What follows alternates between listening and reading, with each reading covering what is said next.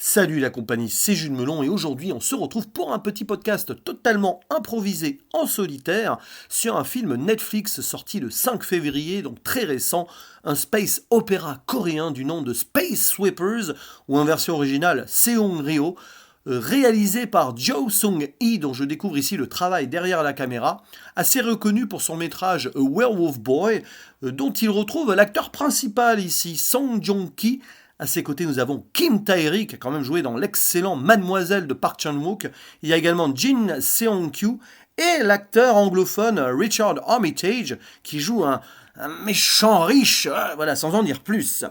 Et un film international d'ailleurs, même s'il est coréen dans sa production, parce qu'il y a plusieurs nationalités qui sont représentées, hein, des anglophones, des hispaniques, mais aussi un français, prénommé Pierre, joué par un acteur qui n'est pas français, ça s'entend. Bref, quelle est l'histoire de ce Space Sweepers, un film qui m'a pris par surprise et dont j'ignorais l'existence encore 24 heures avant son visionnage. Alors ça se déroule en 2092 en mode dystopie, la Terre est pratiquement inhabitable, problème climatique, pollution, on se croirait presque dans Wall-E, sauf que là, tous les habitants ne vivent pas loin, non. Seuls les plus riches ont le droit d'exister dans une sorte de paradis monté par une corporation UTS, menée donc par un milliardaire, qui est aussi l'homme le plus âgé, il a plus de 150 ans, je crois, enfin bref, voilà.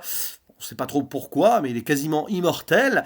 Et pendant ce temps, il y a des gens qui essayent de survivre sur la Terre et autour en essayant de gagner de l'argent. Comment ? Par exemple, en balayant l'espace. Et oui, Space Sweepers, avec des équipes de pirates un peu en mode gardien de la galaxie. Ouais, il y a des références à ce métrage, entre autres évidemment, parce que bon, on peut en faire des centaines des références dans le genre. Et voilà, des gens qui récupèrent des débris qui tombent de l'espace, notamment donc de ces villes paradis loin de la Terre, enfin pas si loin que ça, mais voilà, afin d'éviter que ça retombe trop sur la Terre, qui est déjà pas très en forme. Et on va suivre un équipage de 3 personnes et un robot, en priorité, qui sont là pour se faire de l'argent, ça se sent, la patte du gain et tout. Et on sent que ces personnes ont eu un passé compliqué, sont un petit peu dans l'illégalité. D'ailleurs, c'est des non-citoyens, voilà, sans en dire plus. Et un beau jour, ils récupèrent dans leur vaisseau, on ne sait trop comment, une jeune fille qui s'avère être en fait une sorte d'humanoïde à l'apparence féminine, donc de petite fille, prénommée Dorothy, et qui serait potentiellement une arme de destruction massive, que si elle tombe dans les mauvaises mains, aïe aïe aïe, ouïe ouïe ouïe. Dans un premier temps, l'équipage voit en cette, on va dire, humanoïde robot, on ne sait pas trop, c'est très compliqué là-dessus, la possibilité de se faire un max de pognon avec rançon et deal avec certains potentiels terroristes, oh là là. Bref, on se demande quelles sont leurs intentions, et puis très vite, ça va pas forcément aboutir, et ils vont s'attacher à cette petite fille qu'ils prennent sous leur aile, et ils vont devenir un peu les tontons de celle-ci, tonton et tata, puisqu'il y a aussi donc je crois que c'est la conductrice du vaisseau, jouée par Kim Tae-ri, donc une femme dans l'équipage, et il va se passer des choses évidemment autour donc de cette terre en train de mourir, de ces débris qui tombent de l'espace et de cet espace paradisiaque mené par un milliardaire qui a des intentions visiblement bonnes, mais on le sent très vite pas tellement. Et on va découvrir des choses sur les origines de cet humanoïde, etc., voilà, etc. On va essayer de la sauver parce que à un moment il va se passer des choses. Bon, sans en dire plus. Et si j'en parle ici, ce n'est pas pour évoquer une frustration comme je l'ai fait par exemple sur le film The Dig il y a quelques jours, où j'ai eu à la volée envie de faire un podcast en solitaire. Là c'est pareil, mais pour évoquer une belle surprise, parce que oui, c'est un film assez jouissif, très généreux. D'ailleurs, il y a un gros budget, plus de 20 millions de dollars, je crois, 21 millions de dollars américains pour être exact. Et ça se sent, il y a des efforts faits dans la mise en scène, dans la production, dans les effets spéciaux, voilà, même si c'est parfois un petit peu brouillon, notamment sur le côté speed du film, on va y revenir. Mais il y a une histoire qui est assez simple, mais assez riche en émotions, notamment sur sa dernière partie. Le film a réussi à me faire attacher au personnage, donc vers le final, j'étais à fond, d'une certaine manière. Après, ça va très vite. Le problème de ce métrage, quand même, c'est que, je le disais, c'est rapide, ça pourrait prendre plus son temps en mode contemplatif, vu la situation en plus de survie, etc. Mais ça veut aller un peu dans la surenchère par moment, c'est le côté blockbuster, parce que oui, ce film en est un.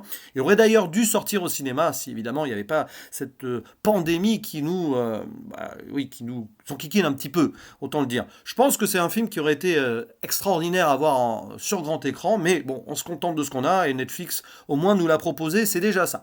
Belle découverte donc. Et c'est, je crois, la première fois que je vois un film coréen de science-fiction, space opéra, avec ses références, donc je le disais, aux Gardiens de la Galaxie. Oui, on va penser aussi à Star Wars, évidemment, avec ce robot un peu comic relief, qui rappelle C3PO et pas que. D'accord, et puis voilà, le côté équipage qui, dans l'espace, va essayer de sauver un petit peu l'humanité ou autre chose, voilà, plein de choses là-dessus, avec un scénario qui aussi titille la science avec les nanotechnologies.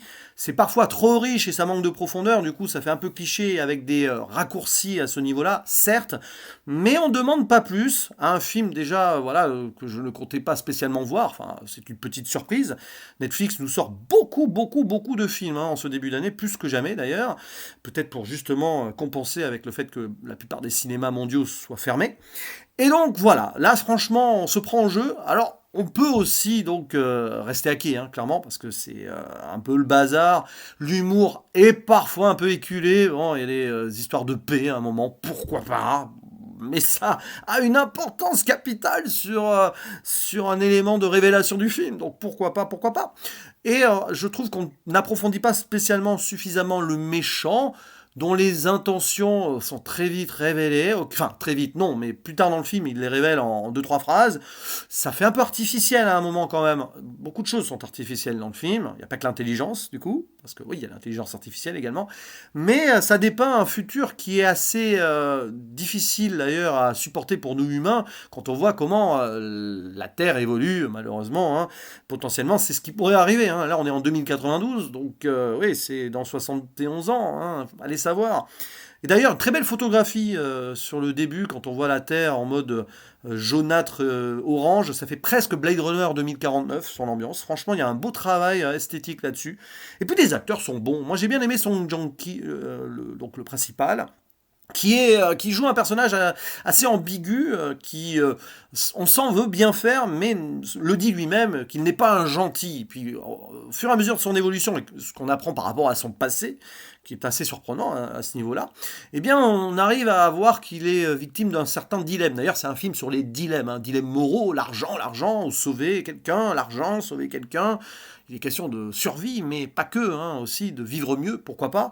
Donc évidemment, tout ce qui peut être récupéré au niveau profit est très très central dans le récit, peut-être un peu trop, jusque même tard dans le film. Mais voilà, et puis les autres personnages ouais, sont cool aussi. Kim Tae-ri, voilà, et donc le personnage de Tiger Park, c'est ça, c'est l'ancien. Voilà, bon, je dis pas son rôle, attention, j'ai failli dire son rôle, ça aurait été un spoiler. On apprend par exemple leur background à un moment, alors ça c'est un peu facile quand même, vers à 50 minutes, 1 heure avant la fin du film, par des petites informations comme ça sur ordinateur, on apprend qui ils sont vraiment. C'est un peu dommage parce qu'on aurait pu intégrer ça autrement au niveau révélation, mais là c'est juste, allez voilà, on arrive à l'acte final, il faut vraiment que vous soyez attaché à eux et que vous compreniez par rapport à ce qui va se passer après qui ils sont. Bon, ouais, bon, ok. Et puis bien sûr la relation entre la petite fille et eux, quoi, c'est presque une famille qui est en train de se former, et pourtant ce n'est pas évident, d'autant plus que vu ce qui se passera après, oui, ça peut faire mal, là, voilà. Un petit bémol sur la fin, dont je ne vais rien dire, je ne vais pas faire de zone spoiler, qui aurait pu être plus poussé dans une sorte d'extrême, mais qui non, au final, même si, bon voilà, après tout, pourquoi pas. Mais c'est une très belle surprise que ce film. Franchement, j'ai passé un très bon moment de divertissement. Ça manque quand même de réflexion plus poussée que cela, philosophique, malgré les thématiques abordées, qui sont quand même intéressantes.